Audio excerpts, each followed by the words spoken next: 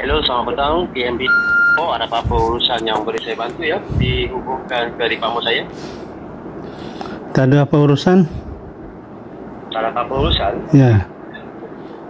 So tadi semasa Encik terima panggilan daripada pihak JMB, Encik ada dengar dengan jelas tak apa yang dimaklumkan ke pihak Encik ya? Tak jelas. Tak jelas. Encik ada apa-apa tunggakan lebih lanjut yang belum dijelaskan? Tak ada. Pun tak ada juga. Ya. Okey, kalau macam tu kita bantu Encik bahasa makan terlebih dahulu. Sila bacakan Encik punya nombor akaun TNB untuk saya bahasa makan semula Encik. Akaun TNB?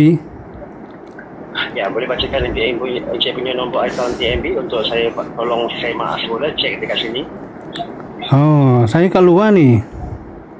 Kat luar. Okey, Encik tak ingat ke nombor akaun TNB Encik ni? Mana saya ingat, nombor panjang.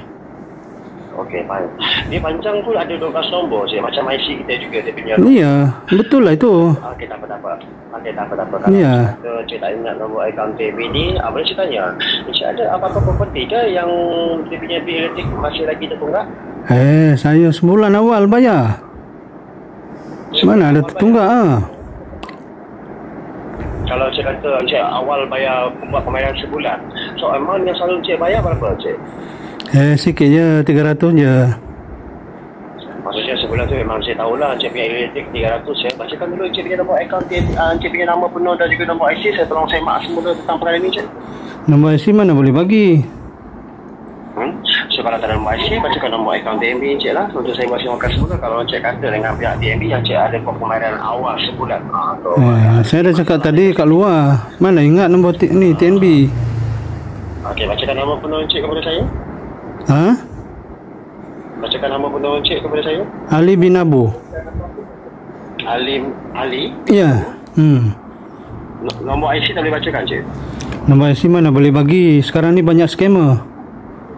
Scam? Maksudnya Encik takut kami ni nak scam Encik. Scam dari sudut mana Encik? Ya, mana boleh bagi nombor IC sekarang? Tak boleh.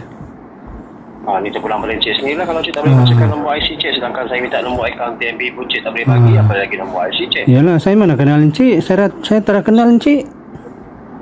Sebab sekarang ni Encik terima panggilan disambungkan ke departmen saya Encik. Saya mana tahu.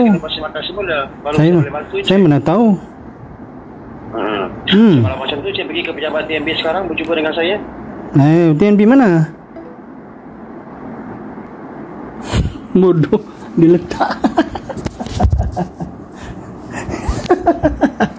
Diletak.